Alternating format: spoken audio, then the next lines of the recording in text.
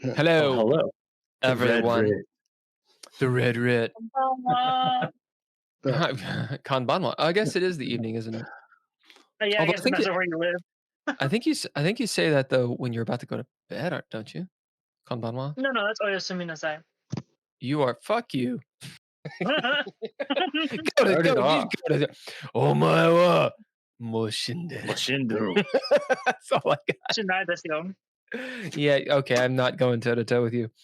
And this Japanese. Are you a weeaboo? Is that a thing? No. What is a weeaboo? I don't know. I mean, I suppose. I guess technically I kind of could be. What is I it? appreciate Japanese culture, but like I don't want to be Japanese. And So a weeaboo wants to be Japanese? Yeah, kind of. Like I feel like a lot of definitions of things like that, it kind of gets gray.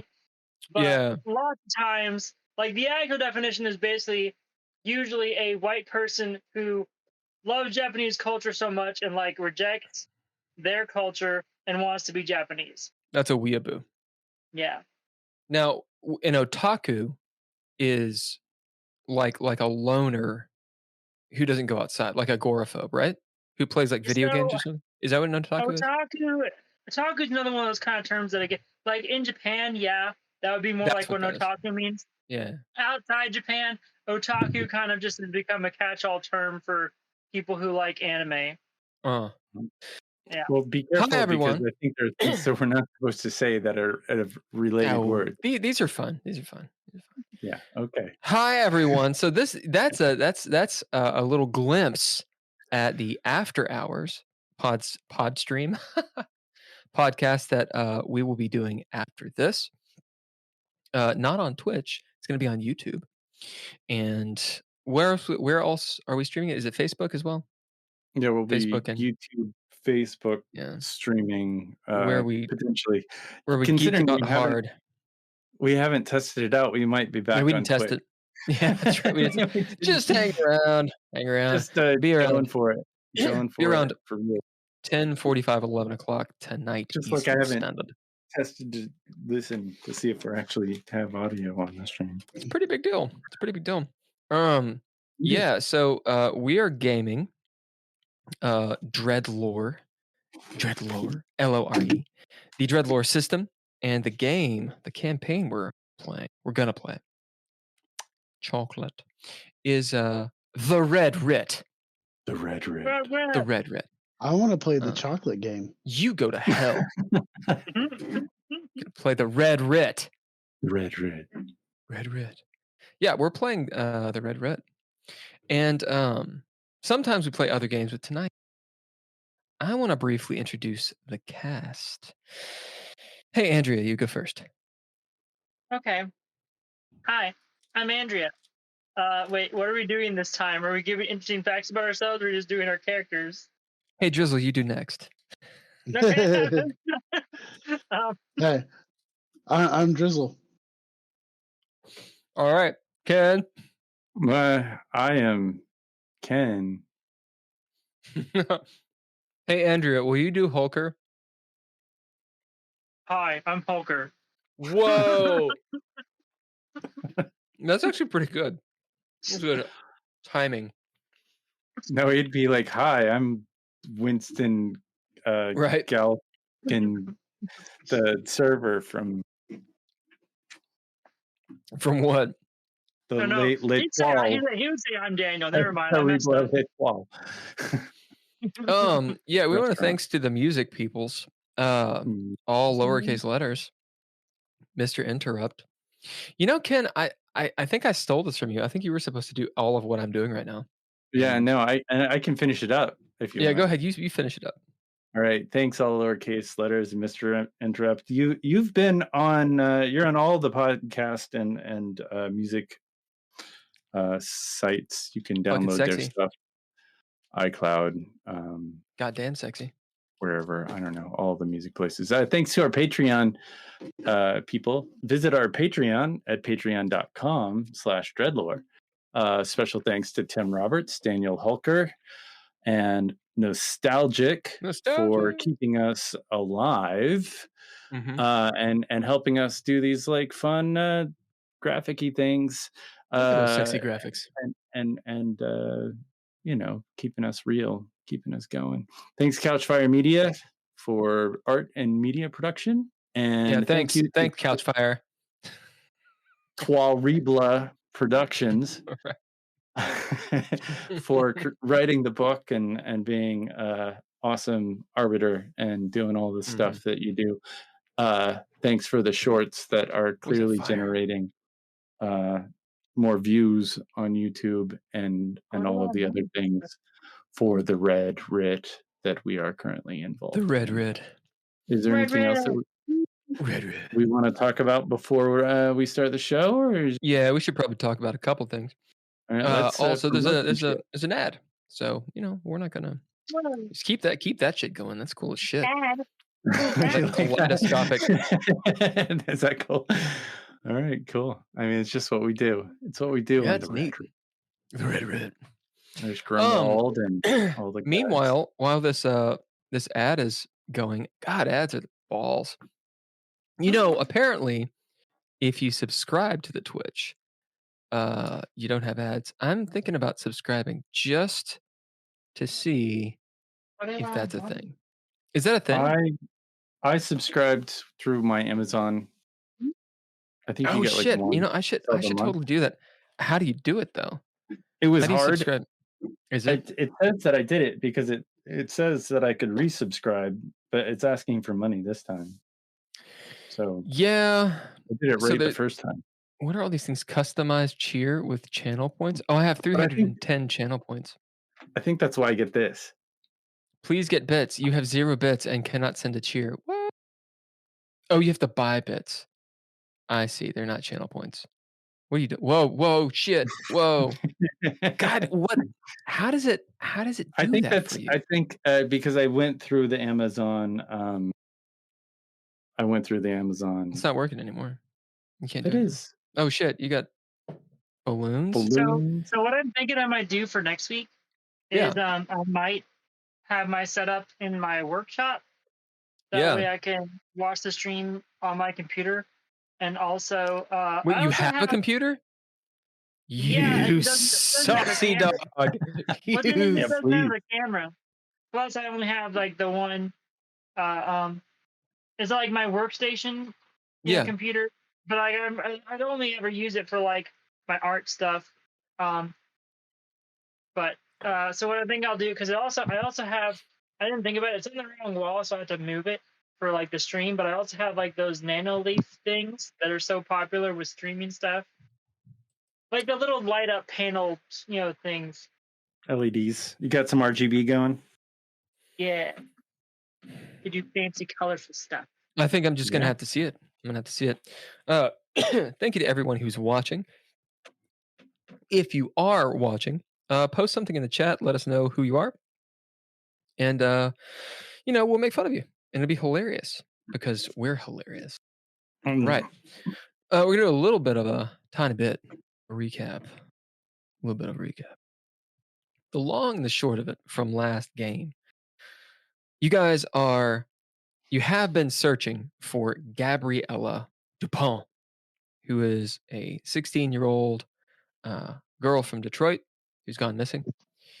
A detective Idaway, who is a former confidant of Drizzle's character Simon, had given Simon. Sorry, I was looking at you, Drizzle, and I was like, given Drizzle. You're Drizzle. Had given Simon this assignment, asked if he could help, and Simon pulled all of you into it.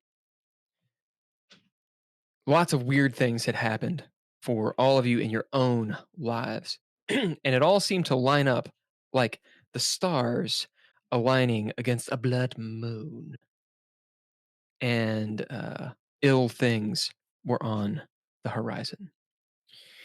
So you investigated because, that's what you all do. You're sleuths in your own right. That's what the game started. Can you hear that? I heard that, well, I can't stop that. Sorry. What is it? That is a how can I? That is an air elemental. Outside of my room, doing air elemental stuff. Apparently. Anyway, is it bad? I can turn down the gain or whatever. No, it's fine. Can't hear it that much now. Good.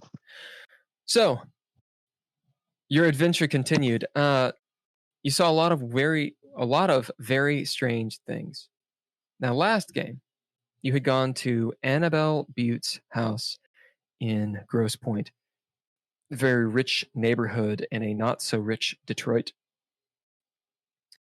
and a lot of crazy, crazy things went down. You may have seen the living dead. You may have seen ghosts. You may have seen what Nord described at one time as the White Doe, whom you think is potentially a woman named Lady Callie. How is this all tied to Gabriella? The thought is perhaps that Lady Gabriella and her brood have been kidnapping teenagers, essentially. Typically young, witchy, into the occult teenagers. Lady Callie, not Lady Gabriella. Yeah, right. That's the assumption. This wasn't literally said, but Nord and Simon basically accused Lady Callie of this and of killing these girls. However, when you went back into the house, so you had cornered Lady Callie, brought her back into the house after Simon bludgeoned her with I his just body. knocked her down. Yeah, she's like 1,000 years old though. Excuse me. She's 1,000, but she's pretty much got insta kill on her. She'll give you a hurt. She give you a hurt? She didn't really hurt Nord. She did. She mind She was fucked like, you. "Oh, here's a derangement." Hey, she just mind fucked you. Just here you go. No stopping this one. Before we get to this is an after hours conversation. When the player's like, "Oh, she hurt me." Oh. Yeah, she did hurt you. She did. She did. She did not hurt you. She didn't take away your vitality, I guess is what I'm saying. Just gave me a... Where the fuck was I? It threw me off. I don't know. Sorry, we were talking about Lady Callie, and we were having a conversation with Lady Callie at Annabelle's house after Gabby and some other people kind of floated off into the fog. A lot of bad shit went down. Simon was able to justify these things, rationalize these things. When he noticed this purplish dust seemingly everywhere, on everyone and on himself, thinking it's some sort of psychotropic drug, potentially the same stuff that Leah was using, some alchemically changed nightshade that she's been poisoning everyone with. So he thinks you're all high as balls. Nord believes that Lady Callie hurt him with her mind powers. It could have nothing to do with the fact that he's always on fucking drugs. But who knows? Who knows? Turns out the cops are corrupt. Who would have thought? You met a guy named Don Hill, I believe, detective that Simon knows is a crooked cop. And when the cops went in the house full of people that were dead, why were they dead? Because Leah killed them all. Brain matter and blood aside, the cop just didn't seem to notice. The maid, Miss Vasquez, just was cleaning it all up around you. Simon and Nord. As you guys went outside, you met up with Mariah and Tony. Finally, most of the group getting together. And were pretty rattled by what you'd seen. Leah saw something, potentially a monster. Who knows? Down below in the basement. This ancient corridor has been dug out, and there was a door and chanting beyond. When a massive thing looked like it was malshapen and perhaps was her former colleague, Cloyce, attacked her. Somehow, Leah was able to escape. Perhaps she knows how, perhaps she doesn't know how. All went dark for a while. She chanced to look over her shoulder as she was running away from this door and whatever hell was going on and this monster. And perhaps thought that the monster, Cloyce, was dead. You all meet up. You leave. Leah is incredibly hurt, so Simon takes you all to one of his other confidants in his hard-boiled private eye repertoire, a guy named Jack Napier, which nobody got the reference, which is fine. Jack Napier is a mortician, and off the books, he actually does help Leah. In the meantime, Nord surreptitiously, quite snickily, steals Leah's car and goes to his van. He wants to go deal with some shit. You all are finishing up at Jack's. Meanwhile, Nord has encountered potentially the supernatural again at his van. A man you all have known to be William Tibbets, perhaps in his 70s, it's hard to tell. Homeless man, crazed and raving, meets up with Nord. Turns out that perhaps William was sleeping under Nord's van. Hadn't told anybody what's up, but it seems that William might know a little bit more than he let on about what has happened. Nord interrogates him, trying to find out what he knows, when William kind of loses his mind for a moment and presents a preternatural ability to jump, contort his body, and fly away like a creature of the night. And that's where we ended last session. Am I missing anything? I think so. Nope. Good. I'm going to react to our thing. Thanks for sharing. Oh, you can react. Nice. Well, I'll start the. Let's see the credits. Let's see it. Let's do it. All right. Cool.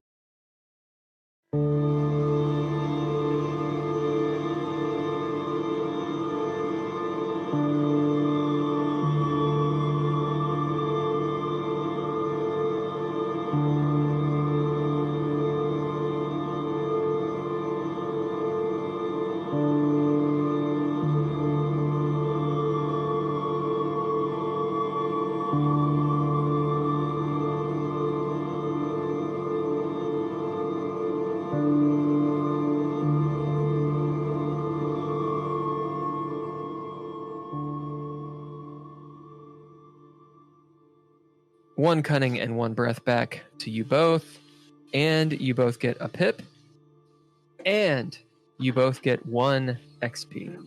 So if that puts you at 5, if that puts you at 3 XP or more, then that means, you get to advance. We are going to be in the montage right now. Now, what the montage is, the montage is a soft role play part of the game. Players can bid a trait if you want to drop out of the montage into the dread, where you have a lot more control. One of the benefits of the montage is you're relatively safe, and also you can do a campfire type scene. And when you do that, then you can advance. So it actually does behoove you to stay in the montage sometimes, because that allows you to advance. Right. In this montage, we have Leah, we have Simon. Tony is there. He's going to be taking a shit in the back of Jack Napier's. Mariah is there. She's going to be in the other bathroom. doing whatever she wants to do because she's an 11-year-old child, so I'm not going to describe it. You know, brushing her teeth or something. So the action is on you two. Jack is moving about. He has a few clients he's starting to deal and wheel out of the freezer. Nord, you are by yourself. So while this is a montage, we'll get to you in a second. Okay. You two, I'm going to put the spotlight on you, put you in the hot seat because I'm going to make coffee. All right. Well, while we were in this montage, I'm gonna drop the load and add skeptic as a trait. Fuck yes. So I'm going to go make coffee. The action is on you two, Andrea, Leah, and Drizzle, Simon. You got to role play with each other Leah, for at least 2.5 minutes. that's a long coffee. Yeah, do it. Leah, where did you see where Nord went? No. I know he took my keys, but beyond that, I don't know where he went. Where did he drive off to? Who knows? Maybe they get some more snack. Well, that makes a lot of sense for Nord. So I think I have an idea where Gabby may be. There is a warehouse near the docks, and I've got a gut feeling that that's where she may be. So hopefully she's holed up there and she's fine. Did you learn anything else from talking to them? I didn't learn anything really. Do you think anybody else is in that house? Anybody innocent? The house we left? Yes. I mean, there could, but first off, the maid's in there. We don't know if the maid's wrapped up in all this or not. And like I said, who knows what's going on with that house. We were covered in something. I don't know if it is your nightshade or if it is something else, but we were covered in some sort of purple dust that could have made us see a lot of things that weren't actually there. No matter what, though, those people are evil, regardless of what you believe. Just because somebody's evil doesn't mean you can burn the house down. Burn it. No, I don't think that's good enough, honestly, at this point. I might need to go find a payphone. Are you going to call in like an airstrike or something? What's going on? So I might have some friends who may have some misplaced munitions. Yeah, no, that's going to cause so much damage to the other houses. Let's just stop this and get them arrested like we should. We don't need to go destroying property. We don't need to go destroying a neighborhood just because there's a few bad weeds. You don't burn down a forest to get rid of some poison ivy.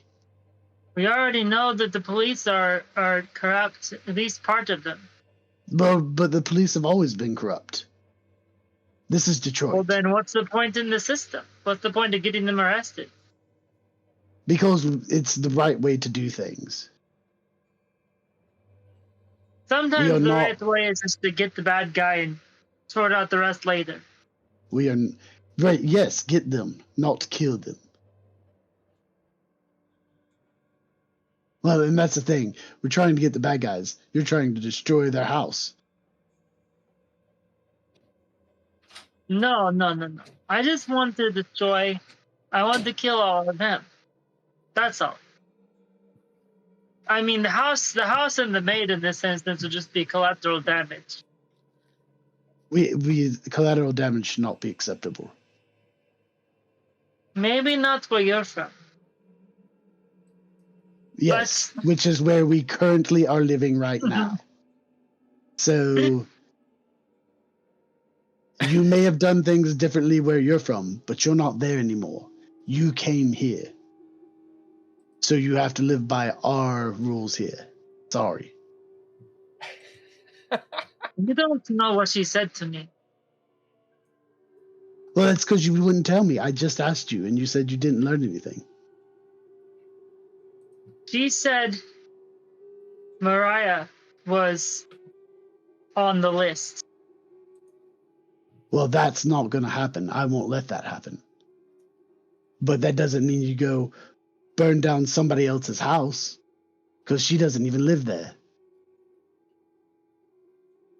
Right, but that's what their little hideouts and gathering places at. Well, from the sounds of it, from what Annabelle told us, she moves around from house to house while people are gone. So who knows how many of these highfalutin types she goes and has free reign of their house while they're gone on vacation.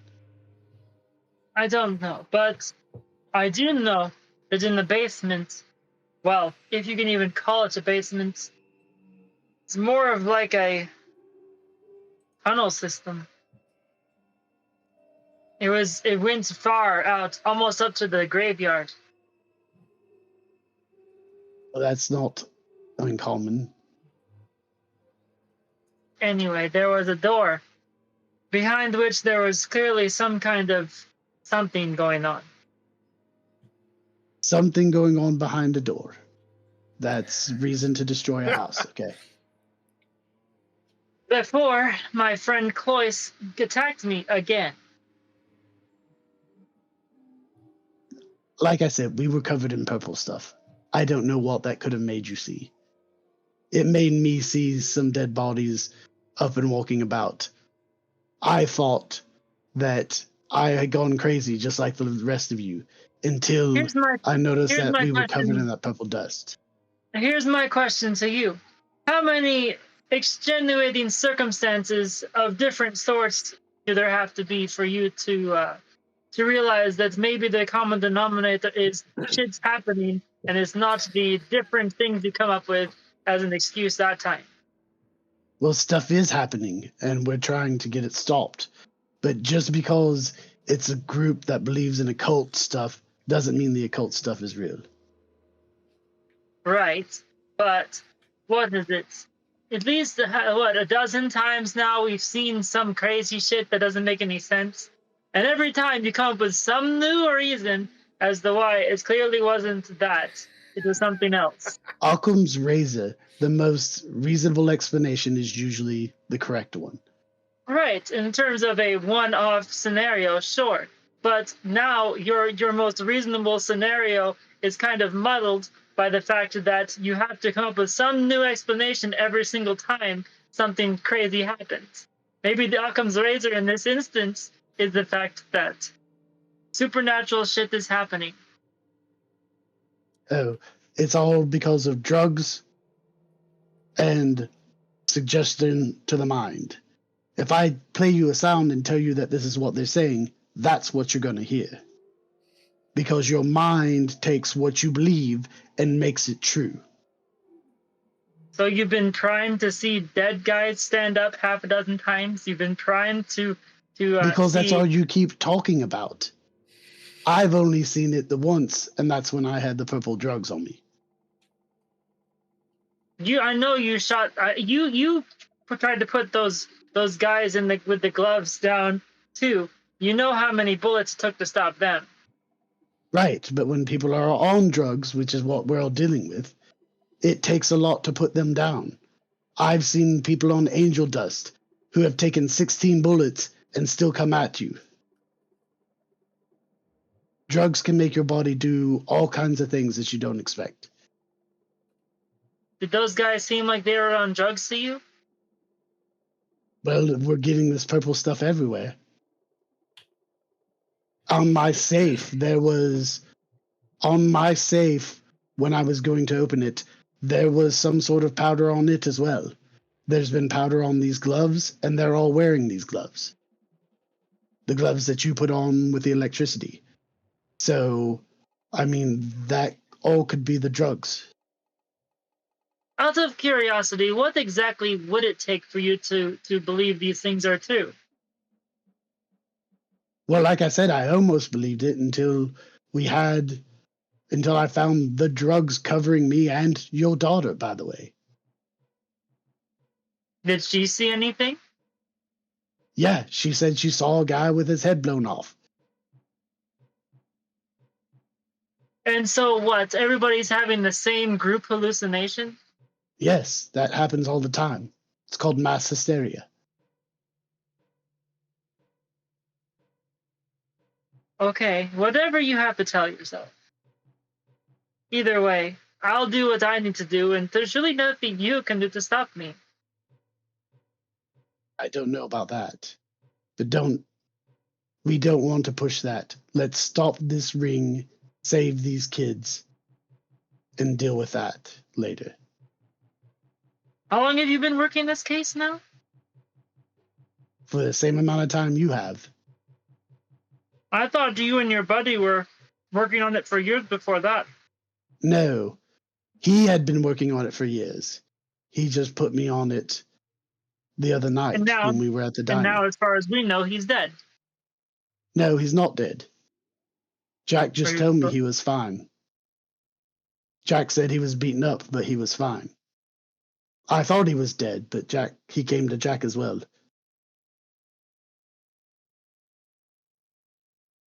I guess we'll see. You both get a narrative point as you're sitting there going back and forth, maybe just outside of the mortician shop, Napier's mortician. We need a good name for it. What is it? His name's Jack Napier, and he has got a mortician shop. Something about stiffs. Napier's necromancy. It's a little on the nose. Let me think. It needs to be something like the joke of life or something like that, like making fun of death. If you think of something, you get a pep. Chat, do you have any ideas? Like jokes on you or something like that. Anyway. Okay, here you go. You've reached the end of the road. It's more of like an ironic one. How about Carpe Diem? Yeah, okay, I'll dig that. That's good. I like that. That's good. What's your shop? It's I'm a mortician. Oh, what's the name of it? Carpe Diem. That's pretty great. Fucking good. All right. Yeah, so you're out front of Carpe Diem. You see the too small sign, it's white, has like the cursive black, and it kind of flickers and such. Nighttime, 7:00, Detroit. It's cold outside, brisk. For the last few days, on and off rain, thunder and such, so the ground is wet. And you guys are going back and forth. Your voices, even though you're not yelling or anything, your voices are kind of echoing a little bit off the pavement because this is there's no green anywhere. It's all industrial and concrete and stone and dilapidated buildings. You hear the sound of metal on metal. Think of like drawers being opened and recklessly slammed shut, and tools and such of Jack Napier starting to work. Sounds of zippers and him kind of giggling to himself as he enjoys his work quite a bit. As your conversation or your argument starts to conclude,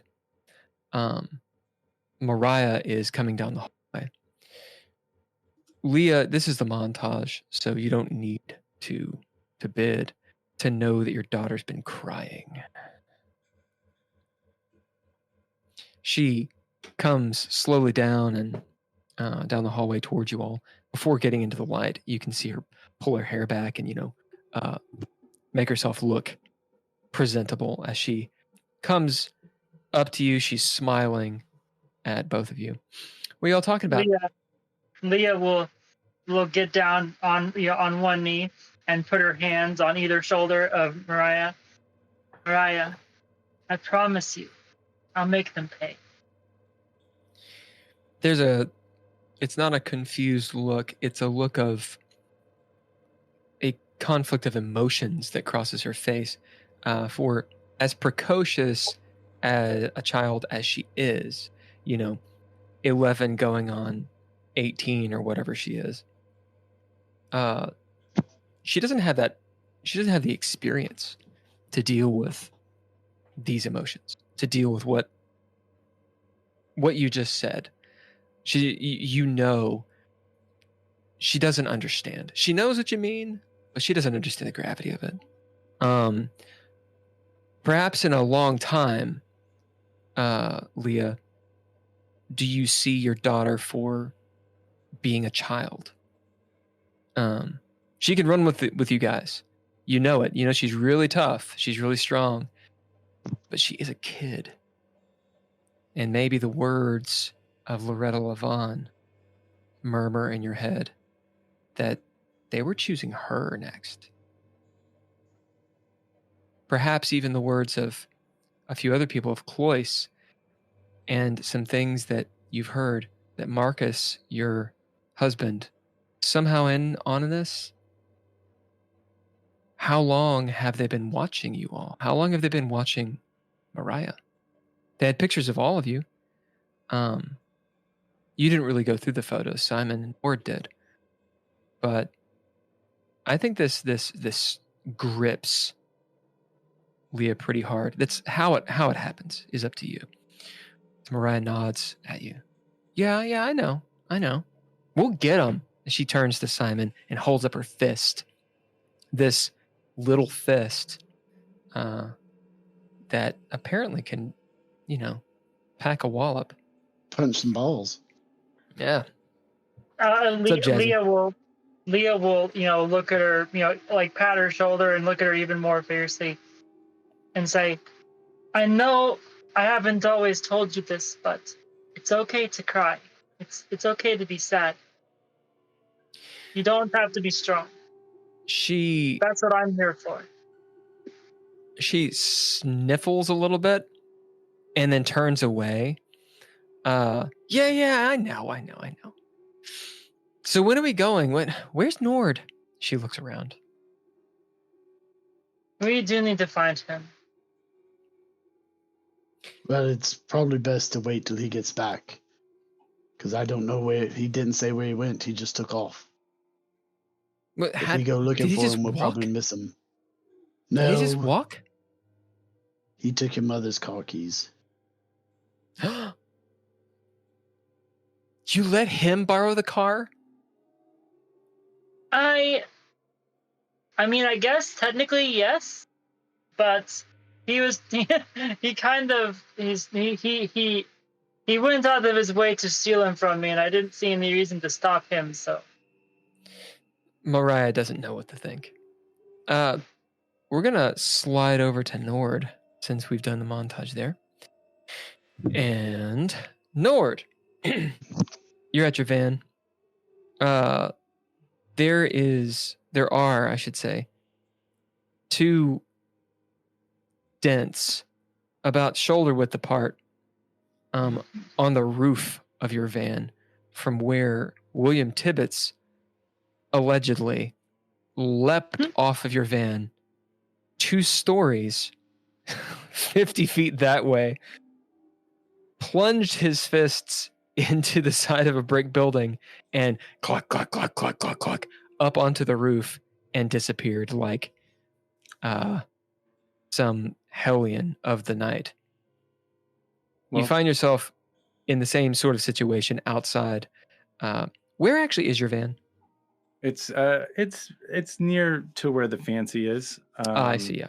So near the fancy, near the apartments. In between Tony and Simon's apartment and the fancy. So you're several miles away from where Carpe Diem is. Nord stomps on his opium-laced cigarette, throws it on the ground, and breathes in a deep sigh, and wonders if he was tripping or if that was all real. And gathers up some different things. He kind of pulls the shotgun that he had, and some of the other things, a bag of guns, and maybe a few other odds and ends that he thinks that could be helpful or interesting. That he grabs the blue gloves and throws those in the bag, and just a bunch of stuff. Pulls the anti-poison that he got, and jumps. No, you have like five. Yeah, 5. Yeah. And maybe grabs a couple extra materials if he needs to make something on the run.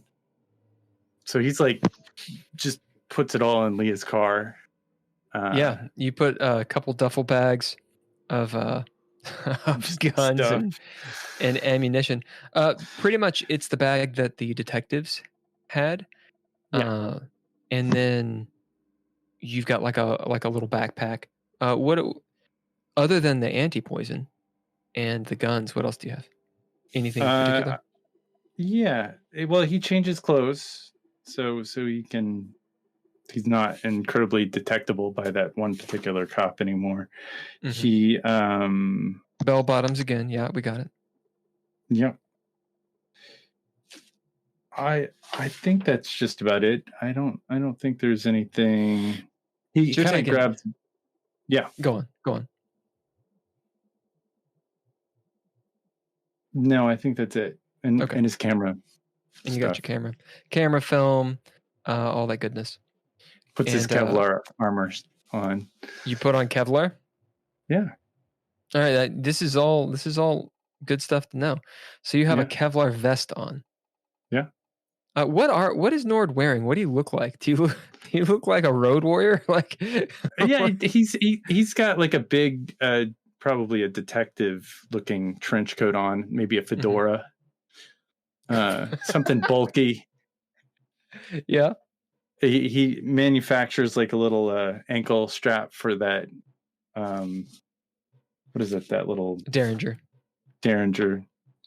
something quick and dirty. Yeah, and then string. Yeah, so you look like an extra from the Highlander movie. Yeah, right. Definitely. No, he doesn't look unlike somebody out of Highlander for sure. But you look shady as fuck, and you got a fedora on too. Yeah, well, I mean, shady, like dressed up because it's probably going to be a coldish night. He's actually got a nicer jacket on underneath the trench coat because he knows that he's going to go to a club later. So right, though you do have on a Kevlar vest, so it tends to print through the club clothes. There was a little creature of imminent, like amazing strength that just leapt off of. He's scared. I mean, there's no question that Nord is. He's like, it's the Rambo moment where he's got to prepare and get all this shit together because he's scared to death. Where are your alchemicals and all that stuff? Are they just in the bag or are they on your person? They are probably put in a bag, and Nord would have them separated enough to where when he wouldn't put the vials next to each other that could cause a major explosion. These are the agents you're talking about, the agent elixirs, which can be mixed. Yeah, but you got from Grimwald. Yeah. And I'm assuming you have that backpack slung over a shoulder when you're walking. Yeah, around. Backpack. Yeah. It throws them all in the back of Leah's car. Now, are you carrying, other than the Derringer with your on your ankle, tied with some string, are you carrying? Are you packing any heat? One extra than string. Well, he's got his I think he upgraded from the. He's got two. He's got that pistol that he's always had, but he also has a Colt 45. Do you have it like tucked in your? No, your pants, no. He didn't. or? He put all the weapons that he found into the bag. Okay, so you're not actually packing heat. You got it in a bag. Yeah, the only weapons that he has on him. Does he also have 2 zigzags? Are his pistol and his harness and the Derringer that is neatly hidden. Oh, and he's got a little compartment for the dirge, the sword, the tiny sword that he carries around with him. He has a compartment? Well, and he took an umbrella and like jammed it up into where an umbrella would be. Okay, so right. fashion. So I don't know if you notice, I'm calling you out, like, how is all this happening? I'm getting a very what is oh, it? do you want a bid? I'll bid for you. No, it's not a bid. It's a very Seraph moment. Yeah. So there's no hammer space, right? So you got the Derringer on your ankle. Cool. You got your guns and shit in a bag, as well as the elixirs in a bag. Sure. I'm assuming it's in 2 different bags. Yeah. On your person, what else do you have? Because this will matter. It will matter. Sure. I think he's decided that dirge has been helpful, considering he murdered somebody with it. Dirk. Yeah. So he probably has that dirk on him, and his pistol that he's been carrying around since the beginning of the game. Do you have a holster for it, or is it in a pocket or something? It was in a holster, I think, early on. He's kind of got an assortment of little odds and like places to put gigas and whatnots on his person, like lots of pockets, utility belt. Yeah, pockets. So your dirk. Go on. All of them are full of drugs. His utility belt. Some of them are full of drugs for sure. Your dirk is disguised as one of those little umbrellas, so you kind of have that you're holding, right? Sure. Okay. And then the holster, is it a shoulder holster? Is it appendix? I think it's just on your side and back. What? One of those, like, it just goes around inside of a coat. Okay, yeah. Kind of thing. So it's just in the coat. Yeah. Cool. Excellent to know. Yeah, you get all set up. Set up. Because stuff is about to go down. But it sounds like something's about to go down. It sounds like you think something's about to go down. I mean, we're he might take some of it off if he thinks it's unnecessary. Like if he goes into the club, he's going to leave some of it in the car. We'll cross that bridge when we get to it. Yeah. So, action's still on you. What are you doing? You look at the clock, blinking. Maybe he jumps on a bank at 7:15. Yeah, he jumps in the car and is the 2-hour photo studio in between.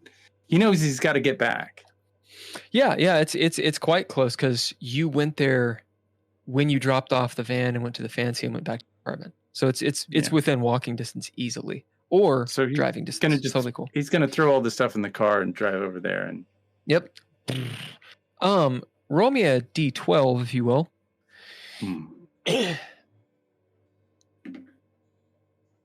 Okay. What'd you get? Yeah, so you look and you have a third of a tank of gas.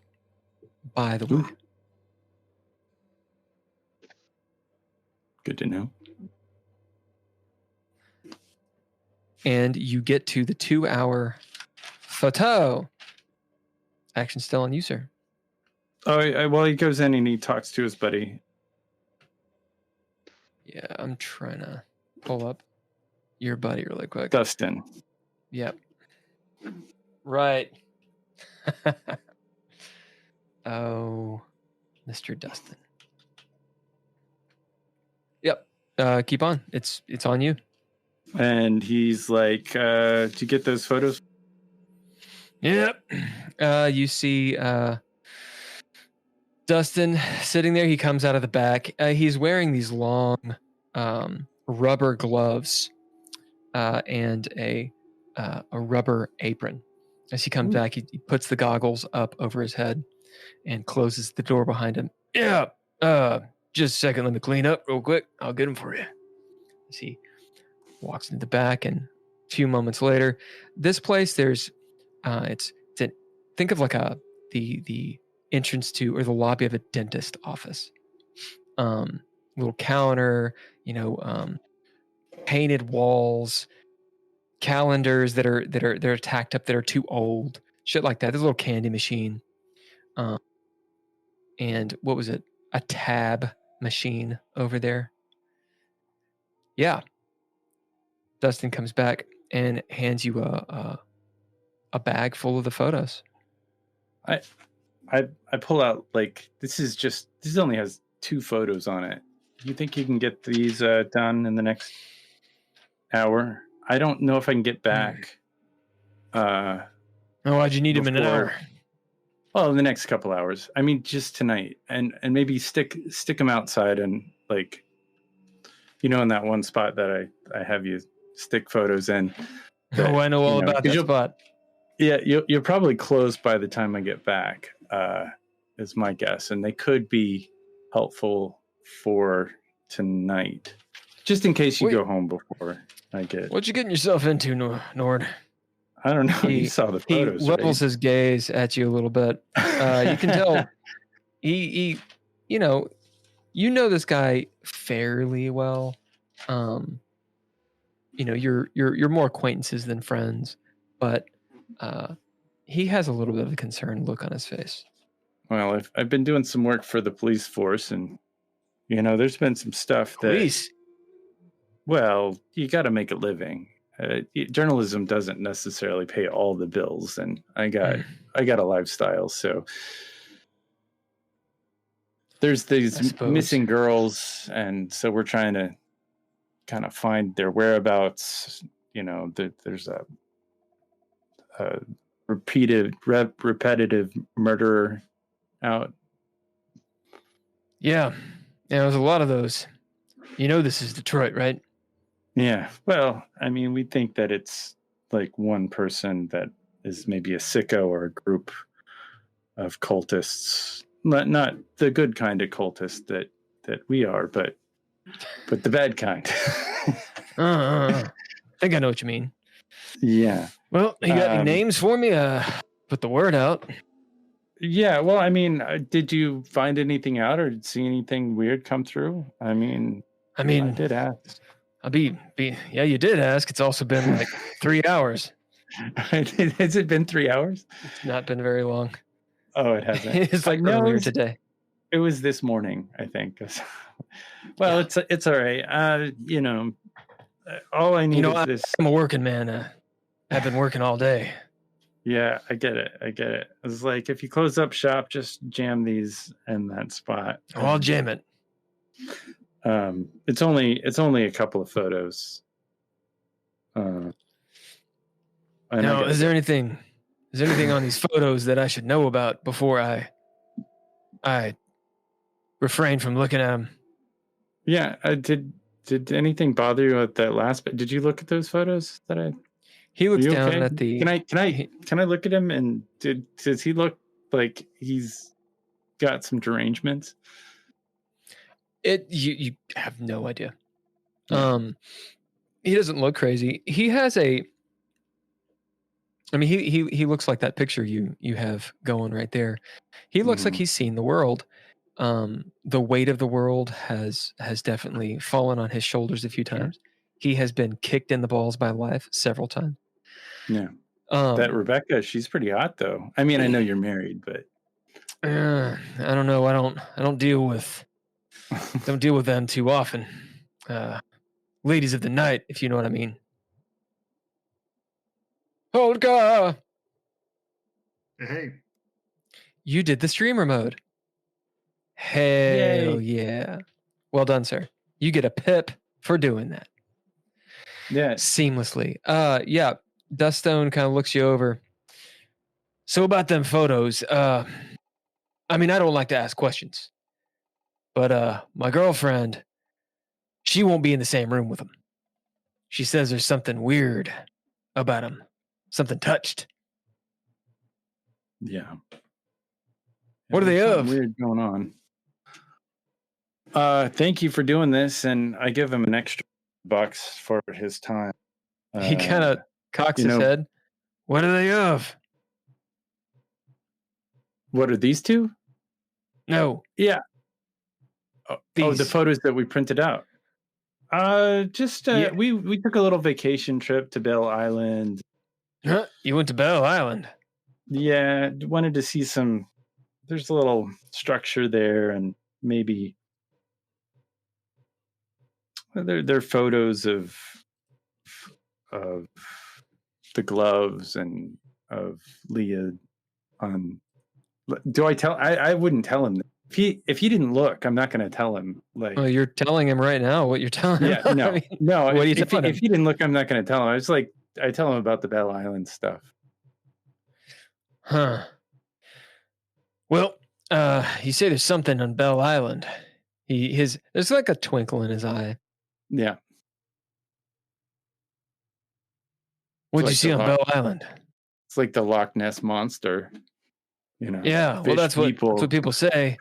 Yeah, the white doe supposedly is there, and rattlesnakes. Yeah. I saw the white doe. Oh yeah. Do you know anything about it, or at least about the story? Yeah, but everybody knows the story. Yeah, I remember that story. Well. Do you know the story of the white doe, Nord? I do know the story of the white doe. It's a doe that is sometimes I don't have it in front of me in my notes in this very moment, but I certainly do know it. Would you like me to tell you the story of the white doe, Nord? It was a native creature, like a tribal leader of some kind, maybe the daughter of the tribe. I mean, you're pretty close, kinda. Who did something? What was it again? Just refresh my brain. He kind of laughs at you. He'll actually reach across the counter and slap you on the shoulder. Like a man. All right, why don't you have a cigarette with me? As he pulls out some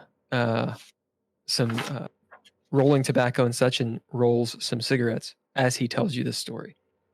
I'm not going to spin you the whole yarn, but essentially, there was an Indian chief, and he had a daughter.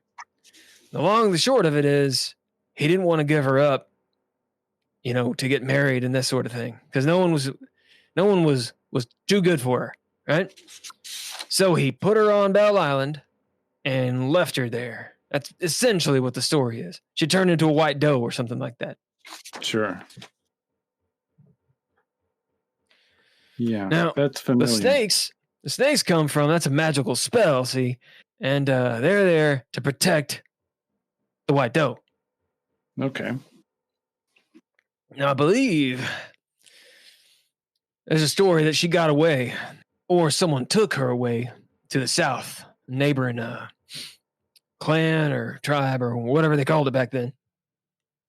And so he lamented and did some kind of hoodoo Indian thing, and there was a big old war or something like that. No one really knows. Couched deeply in the antiquity of Detroit. And everyone's forgotten. Yeah, that's not on the history books. That sounds very similar to what I've heard. Well, the point is, there are snakes native to this region of the United States, as well as that horrible place to our north. Canada. And you know why they call it Canada? Because they can. They've got a can-do attitude. It's pretty good. That was a pretty good one, Nord. I had something similar. We'll just stick with that one. I remember some snakes. I mean, or at least I thought I heard some snakes. It was weird. I thought I heard rattlesnakes when we were there. And God damn it! I just told you there's snakes up there. I know, but I mean, I remember being there, and the snakes they were frightening. The government, they patrol that island. People have seen people. People have seen people there. Official-looking people. They got parties or some sort of something. Yeah. Something's happening on that island, Nord. I would stay away from it. He kind of looks Does it look you like I'm the kind of person that stays away from things? Smoking a cigarette. No, you don't. No, you don't, but you should be careful. I know. I poked, I show my best. It's like, well, I do my best. Yeah, that's a pretty good one. All right. Are you in some kind of trouble? Why are you wearing a vest? Well, we are, I'm here to protect some girls from getting murdered, or at least trying to find out where they are. They've been kidnapped. And I think that... Oh, no. Have you gotten involved with that hideaway? Well, I don't know him personally. How do you know him? Come on, Nord. No, I don't know him. Like, how do you know him? How do you think I know him? I run a photo shop. Oh. And I develop clandestine photos, goddammit. How do you think I know how Detective Hideaway, a crazy detective... Oh, yeah. Okay. So what about him? He kind of smokes, the cigarette down a little bit more, lets it burn. The smoke pop, comes into his favor or into his face.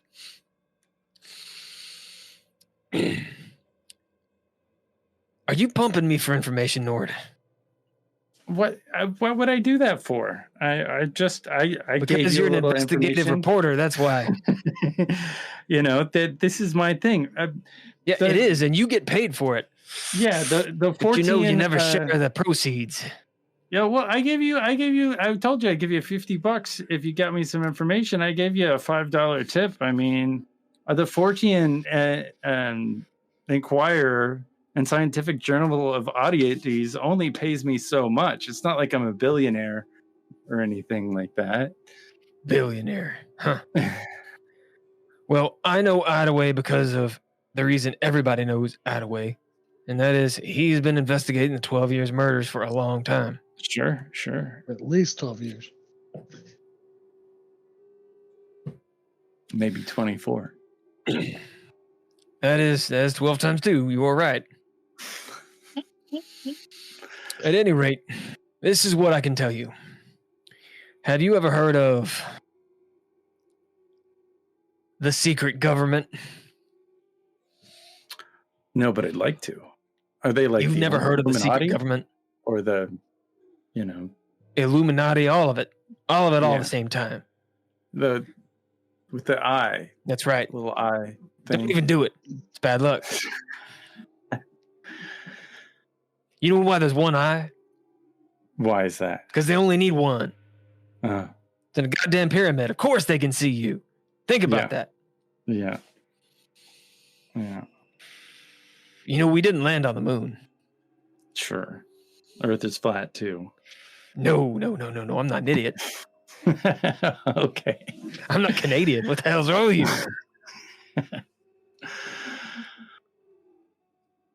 All right. Well, I gotta go. I gotta...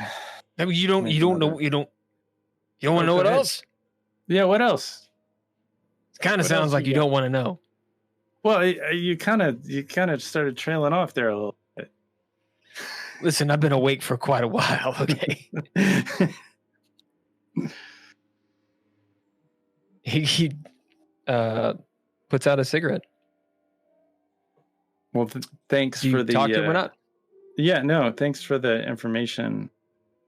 And if you have anything else that is burning... What do you mean? Like, are the secret government, are they like the people with the blue gloves? Ron, have you seen those guys? When you say that, his eyebrow arcs, you see a look on his face, which just seems strange to be put on this man's face. And it is potentially concern or fear. Yeah. You haven't I'd seen stay them, away have from you? those guys. I see storms around the counter. You see now that he's a very large man. Yeah. Maybe not considerably tall, like 6'2" or so, but just when he bumps the counter like moves. It's like doom. He's just country strength. As he goes to the door, and it has blinds. As he looks through the blinds, have you seen them? No, but I heard about him. Either way, it was. This detective was talking about him. The light shines because it's all shadowed. Shines across his eyes only, since he's got the thing open. Sure. 2x2 hands of blue. Yeah. What do you know about those guys? Well, one thing is I don't really talk about them. Nord, you haven't seen them, have you? No, I haven't. I'm afraid to. Eyes you up and down. You can tell he can't really tell if you're lying or not. But I am a journalist. Like I need to know. You've given me all this information about this guy Idaway that I need to look into, and like, don't put this on me, Nord. You got yourself. Well, no, I don't know things. who did. Somebody did, but you gave me some breadcrumbs. So just give me a little bit more. I got $45 more for you. Tell me what's on your mind. I put it on the counter. I do. I spent most of my money. Like $100 left. All right. He sits down, pops open some whiskey. Dink. This is going to take a second. We're going to move back to Carpe Diem, the shop. Holker, Carpe Diem, named by Andrea, is the mortician's shop. It's called Carpe Diem. It's funny. But hey, before you get too deep into this, can I do one thing? You may. Can I stop that conversation and make a phone call and ask him if I could make a phone call and call the Carpe Diem mortician shop? Yes. You will be doing that. You'll be doing that as this is happening. Okay. Holker, welcome. Oh, you didn't hit streamer mode. I did. You did? Oh. I did. Well, at any rate, who's our sponsor for tonight? It's good that you would ask. Our sponsor is the Order Squamata. The Order Squamata encompasses thousands of different reptile species, is characterized by a kinetic skull, which is why they have very highly mobile jaws. This is most pronounced in a subset of squamates known as snakes. Snakes. Thank you, snakes. And how do you pronounce it? The order Squamata. Squamata. It is normally known as lizards, but it also includes snakes. Squamata. Thank you. You guys are all at the Carpe Diem mortician shop of Jack Napier. Tony, you have gone to the bathroom, allegedly to take a big old dump.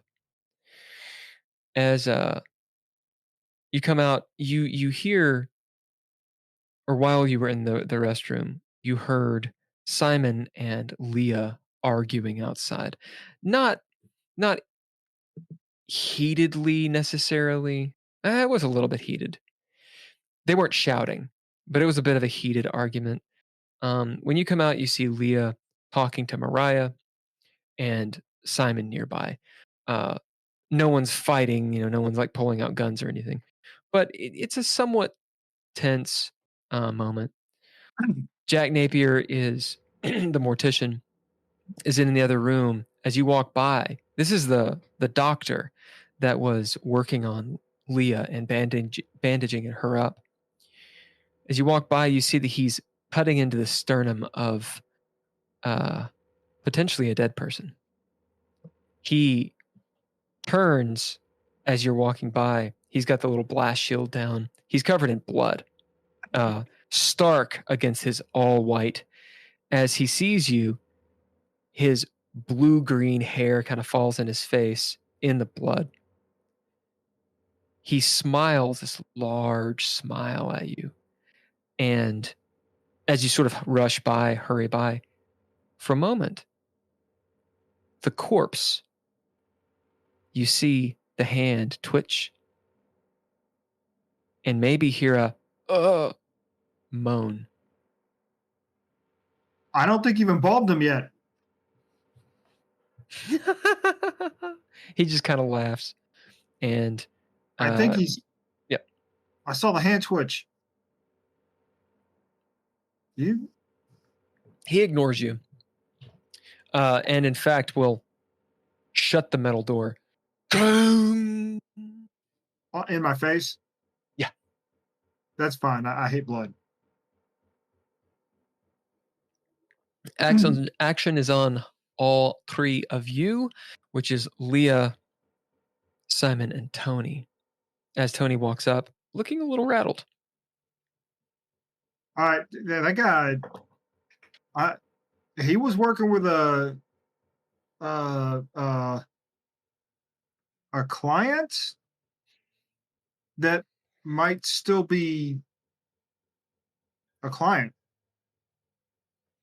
I saw the hand twitch. I think I heard a moan or some sound from the person. I don't know what's going on in there. I'm not going back in though. Well, we've got to wait for Nord anyway. He took off with Leah's keys.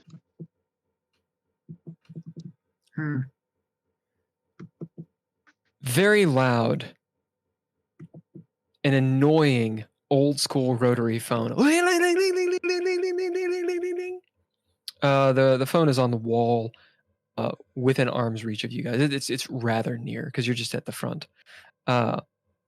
It rings again.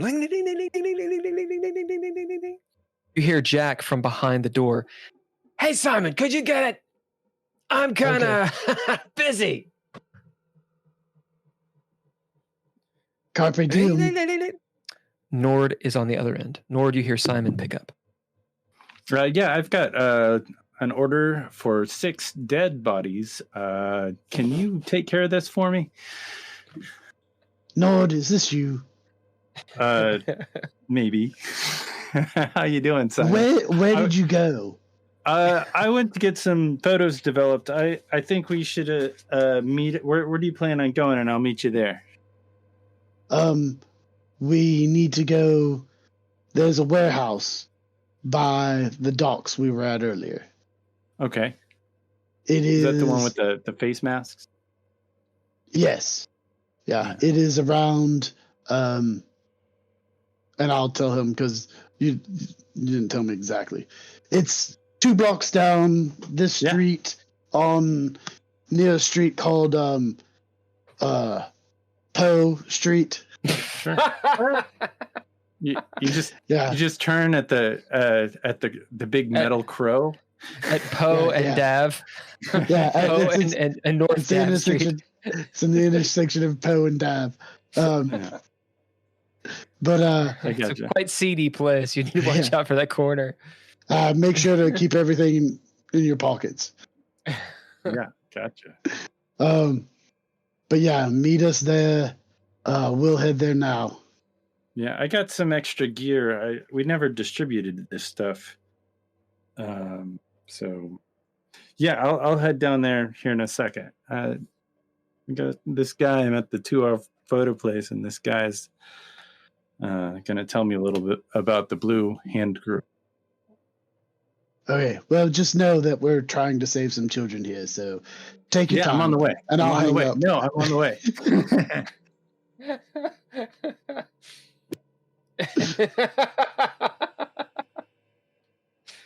That is hilarious. Who's on the other line? It was Nord. He's at some 2-hour photo, so I guess he's trying to make his money on this investigative stuff. We need to hurry up and head over to this warehouse because I've got a good gut feeling that Gabby may be there. Sounds good. I don't want to be here any longer than I have to. I got to be honest. Your friend, he kind of creeps me out. Well, this is a morgue. Even for, I mean, look, I know he's got a weird job. He's and everything, but come on, look at him. Well, he does good work. He does it under the table, and we're in and out of here faster than we would be a hospital. So he's taken a few bullets out of me before. Really? Yeah. Like out of that must have hurt. But it's part of the line of duty. You've never been shot at the border? Shot at? No. Well, count yourself lucky. I mean, a few people are busted smuggling stuff over. By the time I get to the point where we're like, hey, we're gonna open up your trunk, there's enough people around. You know, it's handled. It's one vehicle versus me and everyone else on that probably wants to be sweeping that day. Well, when you're a PI, usually you're there by yourself. So sometimes it happens. Let's go hop in my car.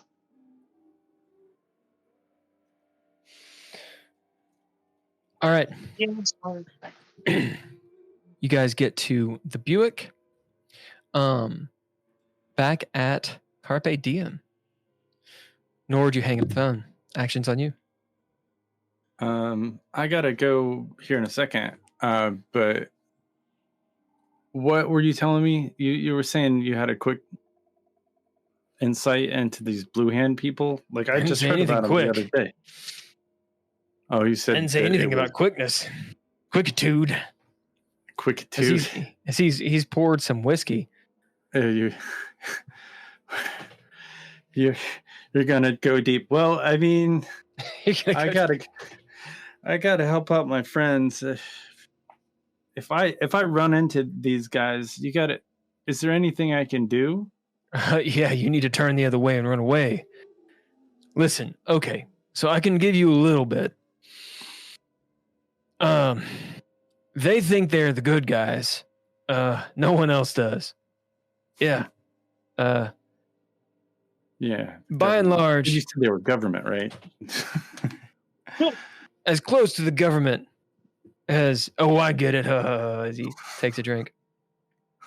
As close to the government as they can be. Clandestine secret society, Nord. Yeah. It's like CIA times 2. Something like that, but they believe in the unnatural things. Really, they're just rumors. But the 2x2 hands of blue, they're not... I'm not going to say they're not human. But they've been changed somehow. They got access to something that most people don't. Most people don't even believe in. And while they may be good guys in their own eye, they're willing to do some pretty evil shit. Yeah, if you see one of them detectives, you run. Yeah. That's what I would do. You say, you haven't seen him, right? No, I haven't seen anybody. He kind of arcs his eyebrow as you may either bid or throw down. We will go directly into the dread. Well, I'm going to bid yellow journalism, i.e. Redcon. Nice. As he's staring at you like he doesn't believe you. How do you convince him? Bidding yellow journalism. What is it that Nord does or looks like or says that changes his mind? Nord, like it's hard to read Nord. He's in disguise. Like I don't know if anybody's noticed, but he lies a lot about a lot of different things for no reason sometimes. I mean, it's just part of his nature to like not give up the cards because he will do anything in order to get the story.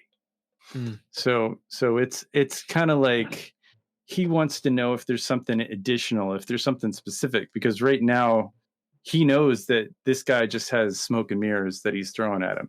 Like that he hasn't said anything to Nord that Nord doesn't already know. So As you bid Yellow Journalism. So like Nord is acting like he's like, who are these guys? Right. He nods at you and kind of laughs. You can tell that he doesn't know what you know, and probably he thinks that maybe you're just shit talking him, like saying a bunch of shit that see what sticks. Throwing a bunch of shit at the wall and see what sticks. As he kind of shakes his head and wipes his brow a little bit in relief. Well, I hope you never do meet them. Yeah.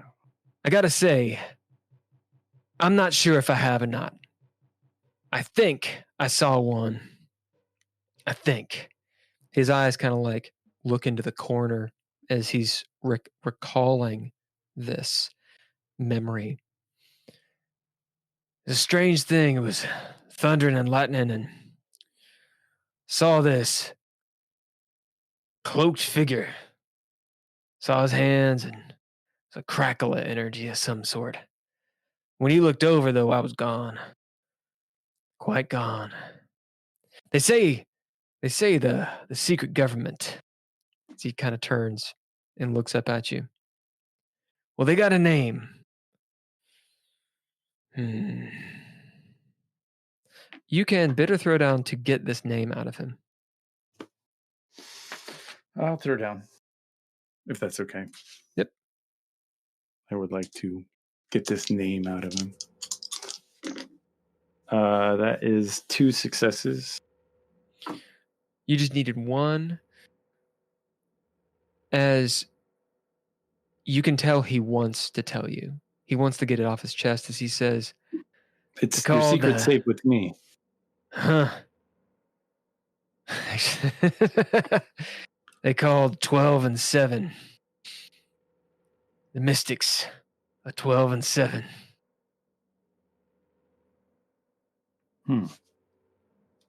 Supposedly, they're fighting something called the Unwilling. They're fighting with the Unwilling.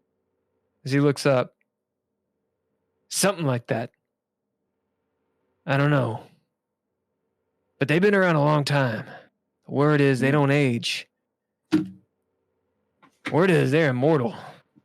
Yeah. As you see him actually kind of working himself up, getting scared. There's actually fear in his eyes.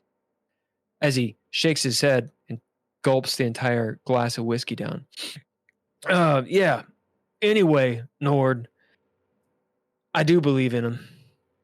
If I'm going to be completely honest, and if you see him, just don't mess with it. Don't touch it. I don't even know what you're talking about. What are you talking about, man? I have no idea. Who are you again? I don't know what you're talking about. I'll get these photos for you. Thanks. As he goes into the back, you hear some weird music going on in the back and perhaps some moaning as he shuts the door. All right. Well, I just take my photos and take off to go to visit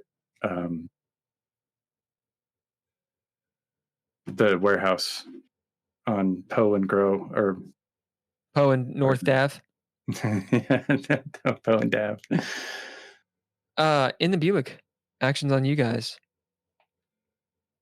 You see your little clock says 7:30. Yeah, we've got some time. Hopefully we'll find Gabby here and we can get her somewhere safe, and then we can go bust up this masquerade. What if we find more fun stuff? Oh, fun stuff. Yeah. Well, we will handle that when we need to handle that.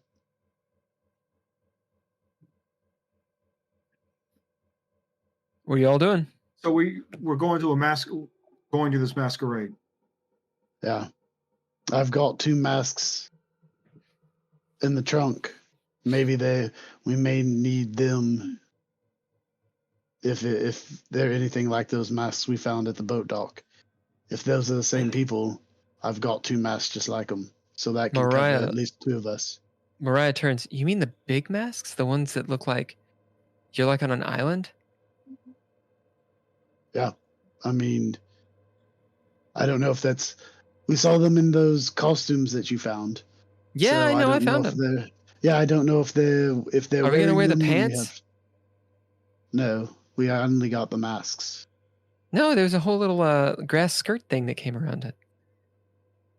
Tony, You just didn't look.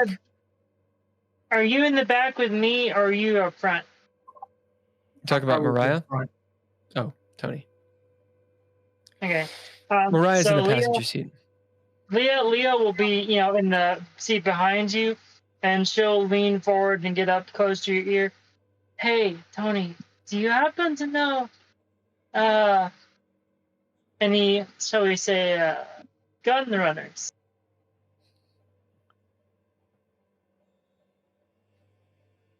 No. Okay. Why- I just thought you might have encountered some weapon smugglers in your job. Well, I don't know. Yeah, there was that one time. What do you bid? Me? No. Tony. Oh.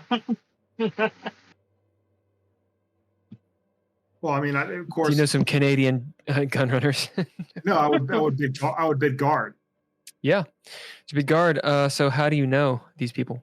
Or who do you know? So look, there's this one person, all right? I kind of busted someone working for him. So don't tell him you know me or anyone in my line of work, okay? Let's be clear about that. I kind of overheard the name during the interrogation. We bust the guy. They get arrested. They get taken to a room, and they get sat down, and people, ask them, "Hey, what do you know?" And this guy said a few things, and I might have been the presiding guard at the time, so I technically do have a name. You close by, do you know?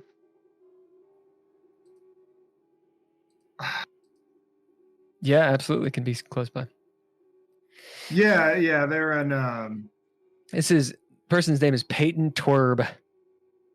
Peyton Twerb. Yeah. He pretty sure he lives in one of the more interesting parts of town. He's called the Canuck. The Canuck. The Canuck. Yeah, you might find it. You might also find him in Windsor or here. Yeah, so Okay. I will give out the information. Yeah, you know that Peyton Twerb, aka the Canuck, he's a smuggler. He's diminutive in his stature, but actually really muscular, like Bruce Lee muscular. But this guy, he's like 4'7". Like, he's a tiny dude. Very sharp wit. He's got one of those Guy Fawkes things going on. So he looks like this little miniature leprechaun guy who's Irish. And he's also blind. At least in one eye. That's Yeah, I think hilarious. he, you know how when they said I don't know if they told you this, but I used to get told all the time, "Hey, don't play with that stick; it'll poke your eye out." Yeah, I've been told that too. He poked his eye out. That's a thing? Yeah, that's the thing. Mom, that's a thing? Well, if you fall on a sharp stick with your eye, yes, that is a thing. Oh my God. Simon, where are you going? I'm going to Poe and Dev. As you get there, you guys drive through Detroit. Thunder rolls overhead. No rain though. Oddly enough, there isn't a lot of traffic. Granted, you're near the Jefferson corridor. The abandoned warehouse, Simon, is within about a quarter mile of the cemetery that you were supposed to meet Idaway at. Do we actually have that on the map? Can we throw that up? That way you guys kind of have an idea of where we are. Simon, do you remember the name of that cemetery? Cemetery. I have it in my notes. I don't remember right offhand. Good.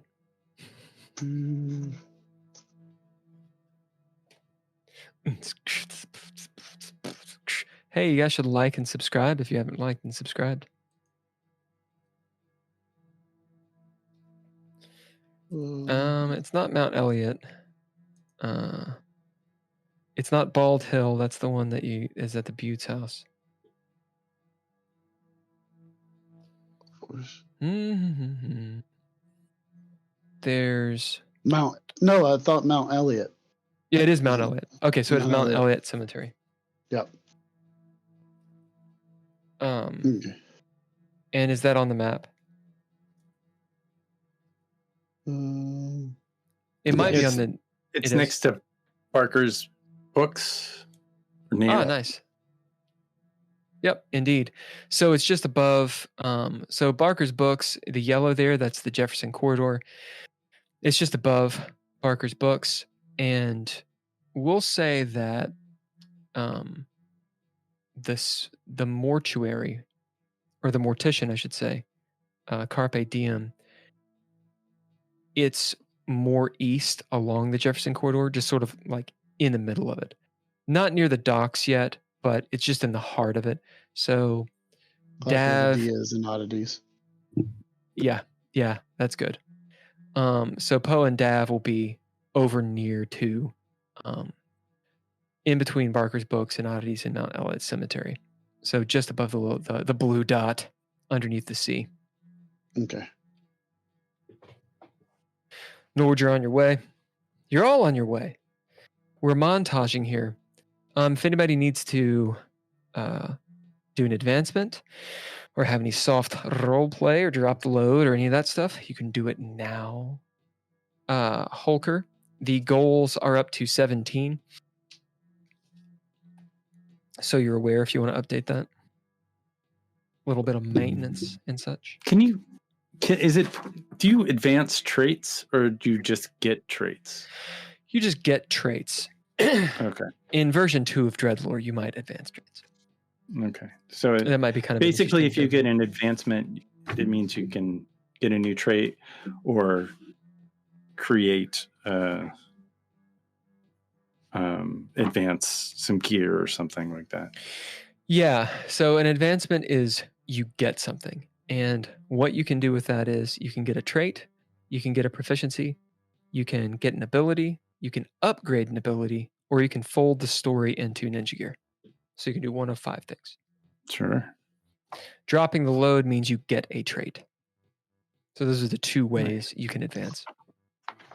So if I gave my dirge a trait, it is concealable. Dirk. Why do I want to call it a dirge? Because every time. Dirge, yeah, indeed. Dirge is a cool word. I know it because there's a it's a sad song. It's a funerary song. Is a dirge, which I mean, that would be neat to have that as a trait on your dirk. Your dirgy dirk. Yeah, dirgy dirk. Because that's the name of the sword for sure at this point. Yeah, because it actually fits really well because it's for murdering. Like that is what a dirk is for. But yeah, it's a very similar word, and dirk is kind of a dumb word. Somebody's dirky. It's my dirgy dirk. I know you're not saying that's about the culture now. You gonna say what? I said, I know you're not saying anything about the culture now. What culture? Scottish. Dirks are Scottish. Oh. Oh, whatever. Yeah, it's a fucking dirk. I think we're mostly I think a lot of us on here are probably Scottish, and some men are probably. Or Irish or English or maybe a mix of all 3. Why did they call it a dirk instead of a knife? I guess knife doesn't sound. I mean, it's probably a a older Gaelic word or Gaelic.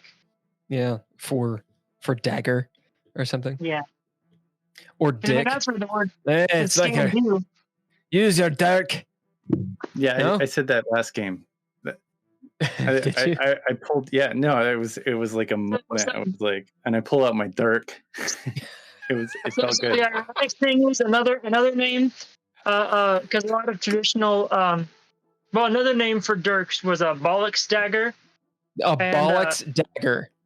Yes, yeah, that's sounds... why, because lots of times near the actual hilt where the blade meets the handle, it'll have like two things that look like testicles, kind of. Yeah. You are not making it easy to refrain from making fun of Scotland. I like Scotland; it's fine. However, that's goofy as fuck. Hey, it's a bollocks dagger. Yeah. So, Nord, you can call it a bollocks dagger if you want. No, I like dirty bollocks dagger. I like dirty dagger. This very serious scene. I hit him with the bollocks of my bollocks dagger. I'm having too much fun here.